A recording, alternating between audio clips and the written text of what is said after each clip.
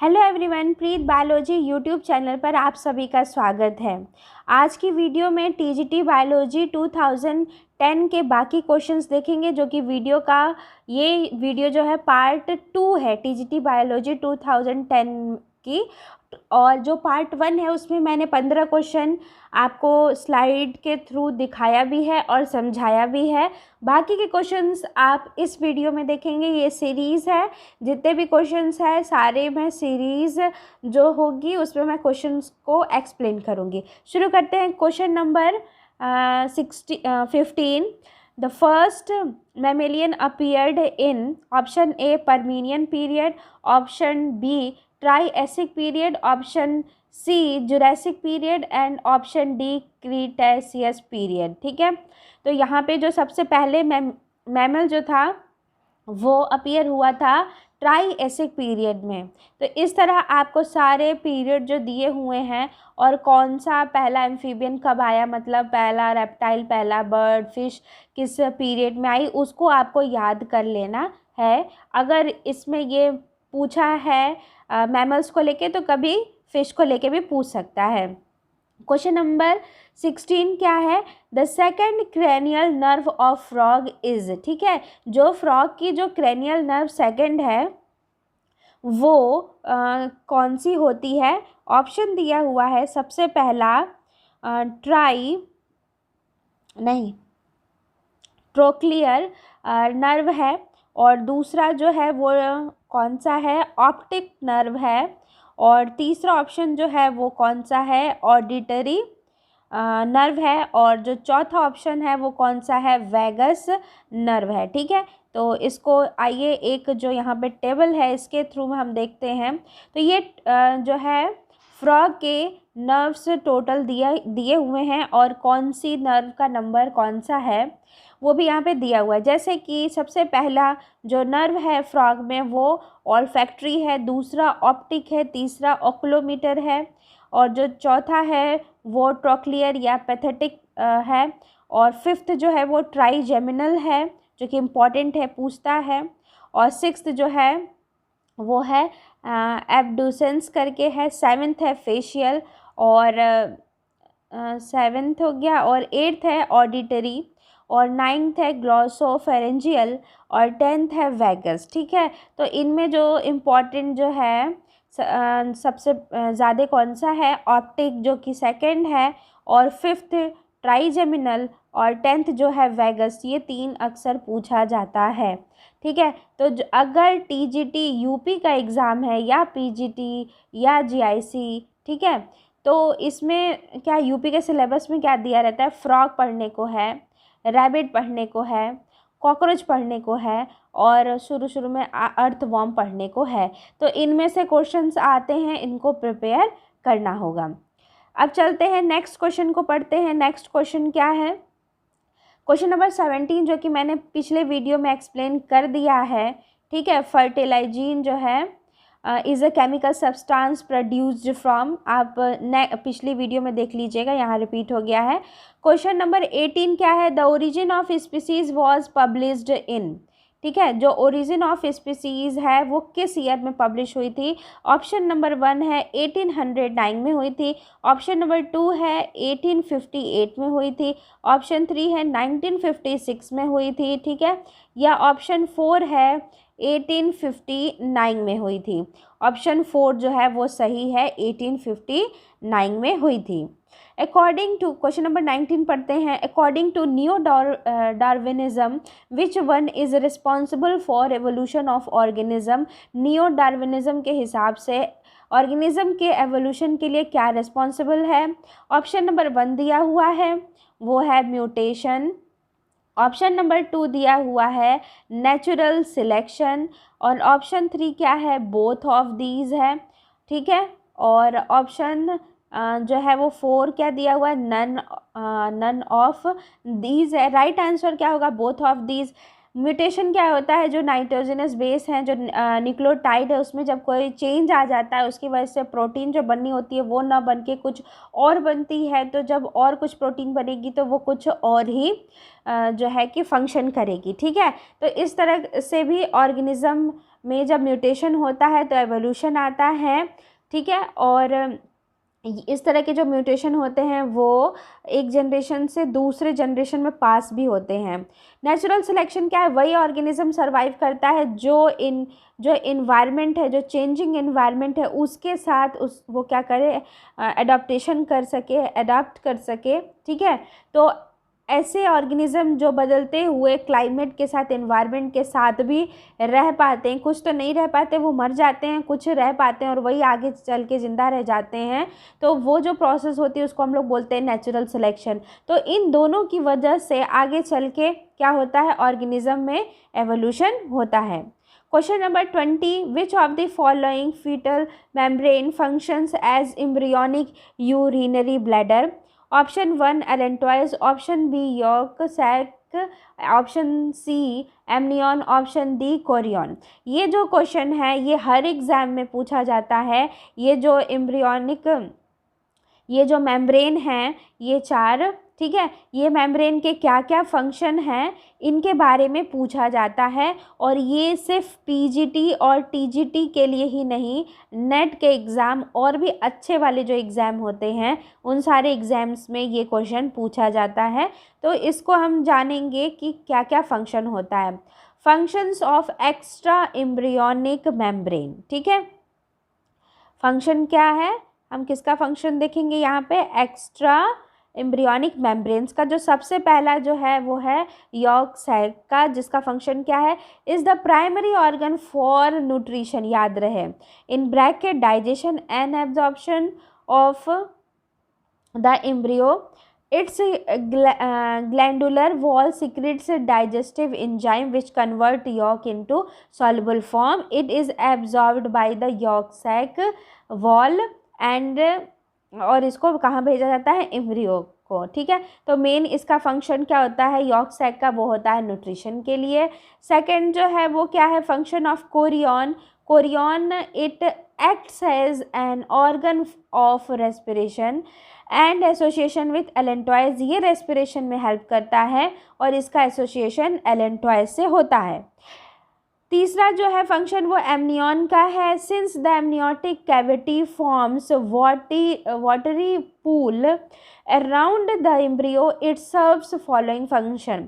जो amniotic cavity होती है वो क्या बनाती है, वाटरी पूल बनाती है एम्ब्रियो के अराउंड में, ठीक है, चारों तरफ में। इट सराउंड्स, तो ये कौन सा फंक्शन करती है, ये प्रोटेक्शन का काम करती है। कौन, एमनियन।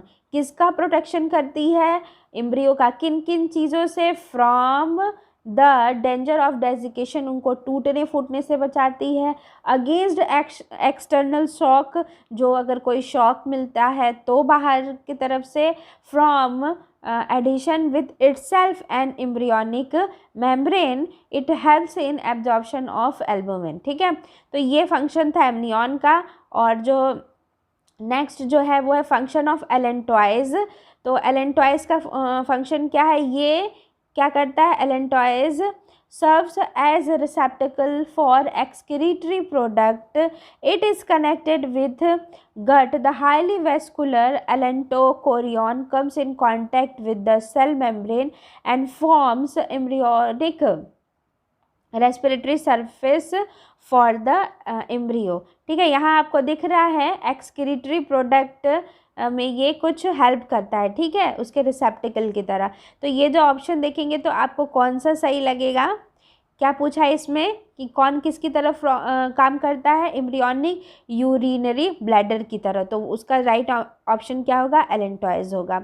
नेक्स्ट क्वेश्चन है question number 21, a chitinous exoskeleton occurs in birds में, फिशेस में, इंसेक्ट्स में या मैमल्स हैं। इनमें किस जो है कौन सा एक्सोस्केलेटन काइटिनस होता है, तो इंसेक्ट में होता है। क्वेश्चन नंबर 22 क्या है, विच of the following is non parasitic animal, ठीक है। इनमें से कौन सा क्या है, पैरासिटिक एनिमल है। नॉन है, याद रहे नॉन है, मॉस्क्यूटो, टैपवर्म, सी एनीमोन या लीच। ठीक है, तो आपको पता है कौन सा है, सिलेंट्रेटा के जो मेंबर्स होते हैं वो पैरासिटिक नहीं होते हैं। तो कौन सा इसमें से सिलेंट्रेटा का दिया हुआ है, सी एनीमोन। ठीक है, बाकी लीच तो जो होता ही होता है। ठीक है, टैपवर्म भी होता है और मॉस्क्यूटो भी होता है। Question number 23, conjugation in paramecium involves exchange of micronuclei of. जो कॉन्जुगेशन होता है पैरामीशियम में, ये क्या है, एक तरह का रिप्रोडक्शन की बात कर रहा है वो।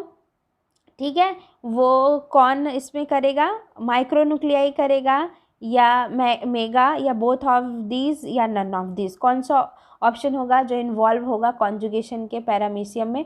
तो देखिए ये पैरामीशियम का एक सिगार शेप्ड जो है ये फिगर आपको दिख रहा होगा, और यहाँ पे एक किडनी शेप का आपको क्या देखने को मिलता है, मैक्रोन्यूक्लियस, और यहाँ पे एक छोटा सा जो स्फेरिकल देखने को मिलता है वो होता है माइक्रोन्यूक्लियस। जो मैक्रोन्यूक्लियस होता है वो किडनी शेप्ड का होता है, बहुत सारे न्यूक्लियाई होते हैं, पॉलीपेप्टाइड होता है, और ये मेटाबॉलिक एक्टिविटी को कंट्रोल करता है। हाँ, पैरामीशियम ये जो है मेंबर किसका है, प्रोटोजोआ का, क्लास कौन सी है इसकी, सिलिएटा है। इसका ये जो कॉमन एक पैरामीशियम है एग्जाम्पल है वो है पैरामीशियम कॉर्डेटम, उसी को यहाँ पे उसके बारे में थोड़ा सा मैंने यहाँ पे लिखा है। तो उसमें पूछा है ना कॉन्जुगेशन के लिए, तो माइक्रोन्यूक्लियस कैसा होता है, यहाँ छोटा सा इसी के ऊपर में होता है मैक्रो के, और इसके पास न्यूक्लियर मेम्ब्रेन भी होता है, डिप्लॉयड जो है नंबर ऑफ क्रोमोसोम होते हैं, और ये कंट्रोल करता है the reproductive activities of the organism. और इसमें क्या पूछा है, कॉन्जुगेशन पूछा है, तो इसका राइट आंसर कौन सा होगा, माइक्रोन्यूक्लियस होगा। ठीक है, माइक्रोन्यूक्लियाई होगा। ठीक है, उसके बाद है question number 24, main excretory product in birds and reptiles. जो मेन एक्सक्रीटरी जो प्रोडक्ट होता है बर्ड्स और रेप्टाइल में वो कौन सा होता है, यूरिया, यूरिक एसिड, अमोनिया या ग्वानिन। ठीक है, तो अमोनिया किनका होता है, जो ऑर्गेनिज्म पानी में रहते हैं उनका जो एक्सक्रीटरी प्रोडक्ट यूजुअली जो होता है वो अमोनिया होता है। अमोनिया बहुत टॉक्सिक होता है, वाटर में डिज़ोल्व हो जाने के बाद वो टॉक्सिसिटी उसकी जो होती है कम हो जाती है कहीं ना कहीं से, तो ये तो नहीं होगा अमोनिया। ठीक है, ग्वानिन भी नहीं होगा। ठीक है, उसके बाद यूरिया भी नहीं होगा, तो कौन सा होगा, यूरिक एसिड होता है। उसके बाद है क्वेश्चन नंबर 25, फ्लेम सेल्स जो होती हैं वो क्या होती हैं, रिप्रोडक्टिव होती हैं, एक्सक्रीटरी होती है, सेंसरी होती हैं या इन्फ्लेमेटरी होती हैं। तो कौन सी होती हैं, एक्सक्रीटरी होती है। जब मैंने फैशियोला पढ़ाया था इसके पहले वाले वीडियो में तो मैंने वहाँ पे आपको बताया था। ठीक है, या और भी मैंने जो वहाँ पे आपको बताया था मैंने वो चीज़ आपको बताई थी। नाउ नेक्स्ट क्वेश्चन क्या है, मैमेलियन, ये भी टीजीटी बायोलॉजी 2010 का ही क्वेश्चन है। Mammalian kidney serve to excrete. ठीक है, वो क्या करेगी, एक्सेस सॉल्ट, यूरिया। एक मिनट, यहाँ पे मैं जो है इसका कलर चेंज कर दूँ ताकि पता चले।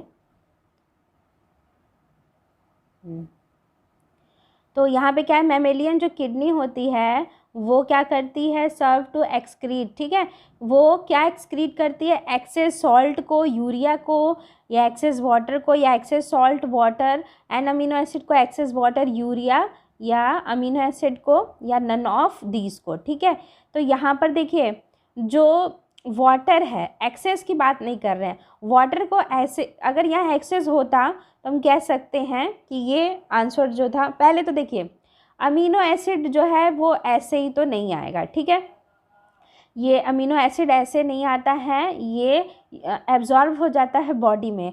अगर ये एक्सक्रीशन में आता है, एक्सक्रीट होता है, इसका मतलब कोई ना कोई डिफेक्ट ज़रूर है किडनी के फंक्शन में, तभी अमीनो एसिड या प्रोटीन देखने को मिल रहा है। ठीक है, तो एक्सेस सॉल्ट तो ठीक है वो निकालती है, एक्सेस वाटर भी निकालती है, और जो होता है यूरिया भी निकलता है, लेकिन अमीनो एसिड जो कि ज़रूरत की चीज़ है, ठीक है, तो ये एब्जॉर्ब होती है। इसीलिए ऑप्शन सी नहीं होगा, और ऑप्शन बी इसलिए नहीं हो, ऑप्शन बी भी इसलिए भी नहीं होगा, और यहाँ पे सिर्फ वाटर दिया है। अगर एक्सेस वाटर होता तो भी ये गलत होता है, और अमीनो एसिड दिया है तो भी ये क्या है, गलत है।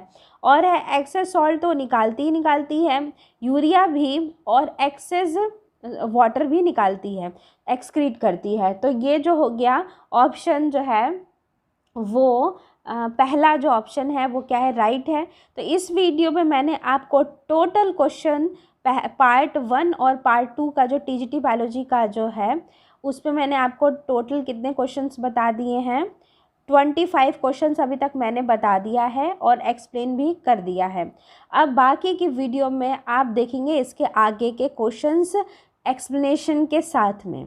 अगर आपको ये वीडियो पसंद आ रही है तो इसे शेयर ज़रूर करें और लोगों के साथ में, और अगर पसंद आ रही है तो साथ ही साथ में इसको लाइक भी ज़रूर कीजिए, और अगर आपने अभी तक सब्सक्राइब नहीं किया तो सब्सक्राइब ज़रूर करें, ताकि आपको टीजीटी के हर साल के या पीजीटी के या जीआईसी के पेपर एक्सप्लेनेशन के साथ आप देख सकें। इस वीडियो को पूरा सुनने का आप सभी का बहुत बहुत धन्यवाद। Bye bye.